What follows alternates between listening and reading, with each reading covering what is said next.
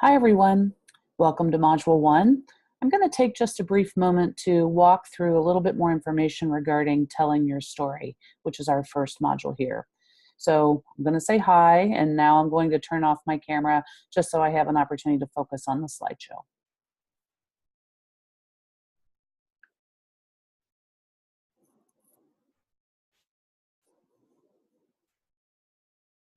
So let me first talk a little bit about how to pick your topic.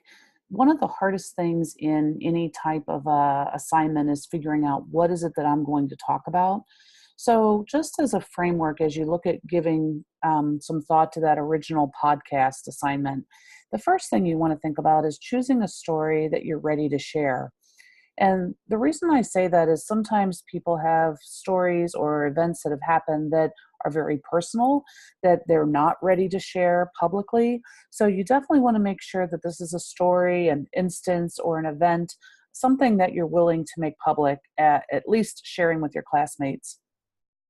I do need to also say, and I don't think this is usually a problem, but a story that fits within what we consider the ethical code of Xavier, making sure the story isn't harmful to others, making sure that it reflects positive language or use of positive language in terms of nothing that is offensive. So that's something that you can check into a little bit more. If you have a question about it, you can let me know, but typically it's not something I find a problem with. The other thing is you want to make sure that it's a story that you can talk about for 4 to 5 minutes. If the story that you're thinking of lasts about 20 to 30 seconds when you tell it, you're not going to be able to build it into a story that will last 4 to 5 minutes. So while you really want to focus on a specific instance, and I'll talk more about that in a minute, you definitely want to make sure there's enough detail that you can build the story to a climax before it resolves itself. So, as you start thinking about this assignment, think about turning points in your life, different events that happen, special occasions, and sometimes there's an everyday occurrence that's gone awry that really allows you to focus on something that's special or unique that's of interest to the audience. I asked you to listen to the story by Wilson Porteo called Victorious before you watch this video. But I want you to think about, in reference to that story, on the moth. And as you know, the moth is a podcast website that focuses on stories that lead to change. So the criteria that the moth talks about is talking about a story that has an actual element of change that occurs during the story. So when you think about change, the main character has to change in some way from the beginning to the end. There also has to be some kind of a stake in the story. So, why did this moment matter to you? What was important about the story? Why is it something that you're willing to share?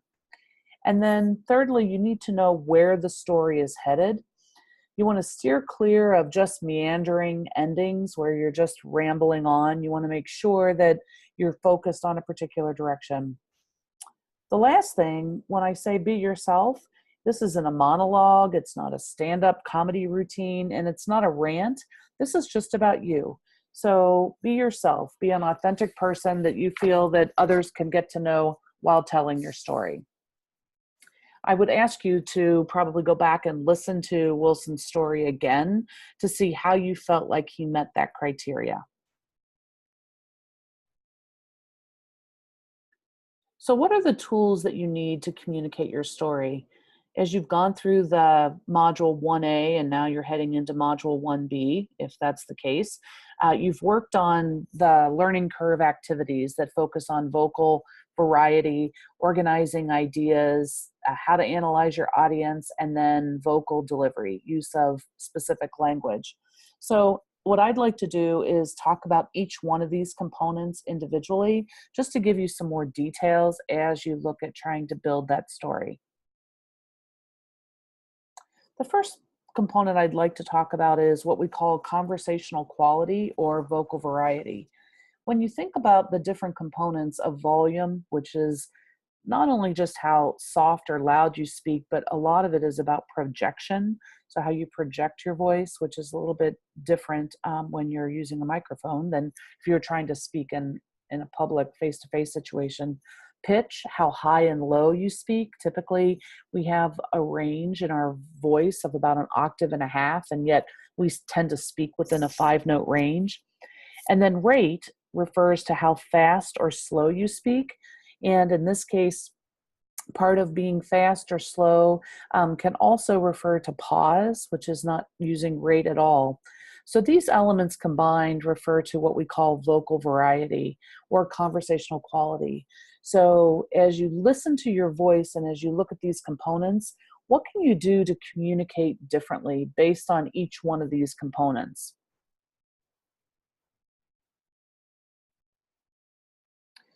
In terms of organization, we're using what's called a chronological organizational pattern. This will become more familiar as we get into some of our other assignments. But when we think of chronological, we think of organizing based on time. What happened first? What happened second? What happened third? This is a very easy structure to follow, but it also lets the audience know where you are in the story. So your story should have a beginning, a middle, and an end. And that's exactly what you want to communicate to the audience. Probably the most important thing to think about is communicating a single story. There's a real tendency with this assignment to give us a series of events that happened. So, for example, if I'm on a trip to Europe, then I might talk about, oh, we went to Rome, and then we went to Florence, and then we went to Madrid. And I'll tell you a little bit about each one of those stops. So that's a series of events, and that's very different than a specific instance that refers to a beginning and middle and an end, which could be the moment when I got into a cab and I was accosted by someone who stole my camera.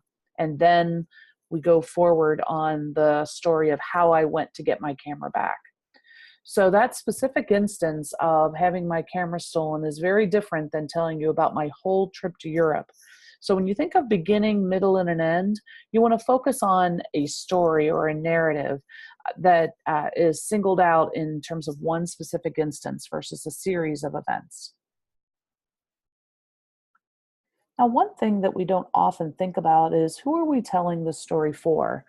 We've chosen a story that's interesting to us, but actually our focus and our interest is in choosing a story that will interest the audience. The audience is the group that determines speaker credibility. So in order for a speaker to be credible, they have to be deemed credible by the audience. So what is it that gives me the right, for example, to talk about being a public speaker? It could be that I worked in the field for 15 years prior to coming to Xavier to teach. I've received awards as a speaker. I also coach professionals who are interested in improving their presentational speaking skills. So you then, as the listener, have to determine whether or not that makes me credible on this particular topic. Typically, and we'll do this in our second module, you would do a survey to find out about your audience interests and pair that then with your own interests as a speaker. So I'd like you to review the information that you received from the short little videos that people put up in their intro icebreaker activities. You can also listen to a wide variety of the two truths and a lie to learn about people. But gathering information about your audience's interests, which in this case are the students in this class, will help you to determine what might be of interest to them as listeners. And for this particular assignment, that's all the further we're going to go. So what I want you to really remember is that credibility is determined by the listener. So you have to reveal information that makes you credible on a topic. And likewise, it's not only important to consider what you want to talk about, but also what you believe the audience would like to hear. Now, you spent a little bit of time looking at vocalics and also maybe or maybe not spent a lot of time looking at language. Two things that I want to mention. One is the use of imagery and visualization.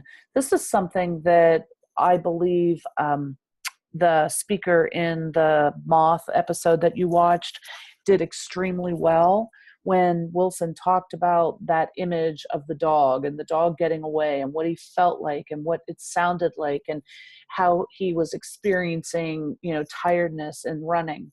So I want you to think of how can you engage the senses of your listener, which is really difficult. If you notice the difference, if you watched the version on YouTube of him giving the talk live versus if you listen to the podcast only of the audio file, you get a real different experience, right? So how can you help your audience visualize your experience by using language that taps into the senses?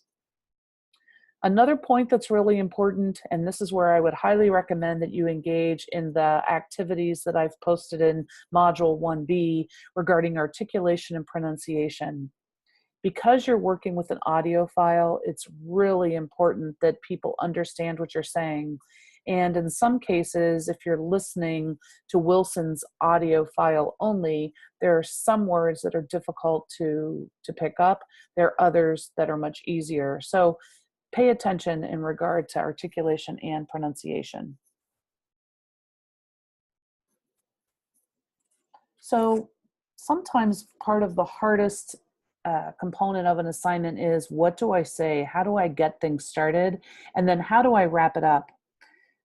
It's important in the very beginning to get your audience's attention. You can start with a quote. You can start with a startling statistic. You can start by giving an example. You can also, because it's our first assignment, just reveal the topic. Whatever it is, you want to use a tactic, and you can look ahead in the textbook for some of the suggestions that relate to how do I link an initial statement in reference to the topic, so people kind of warm up to the idea of what I'll be talking about. Then likewise, in the ending, you clearly want to wrap it up and let people know that you're finished. A lot of times you'll hear people say thank you, and they're thanking the audience for listening. And while that's a nice sentiment, it doesn't leave them with a closing thought. So one thing that you can do in particular with this assignment is you can have a moral to your story. You can link back to the very beginning of the story, just reference the topic, but you can also look in the text for different ideas. But you do want to have something that wraps up the conversation in the stories instead of just saying, that's it. So where do you go from here? Actually, back to the beginning would be my comment. And that is, it's important to set personal goals for the assignment before you engage in developing that assignment. And I saved this for this part of the module just because there was a lot going on in the beginning of the module. But now I'd like you to put in some thought regarding where you'd like to be at the end of the module once you've created this final podcast. So what would you like to accomplish? What of the material that you've learned so far is important to you? Something you'd really like to focus on, whether that be vocal variety or whether that be using technology. Once again, what is that story that you'd like to share? Is there a message that's important to you that you'd like to communicate to your classmates? And is there something in particular that you want to focus and maybe do a deeper dive on in regard to the material in the module? So if you set your sights on what it is that you'd like to accomplish for your audience, you have a much better chance at accomplishing those goals for yourself as well as for them. So thank you for listening to this particular module. And once again, as you get deeper into the project, please let me know if you have any questions. I'm more than happy to meet with you.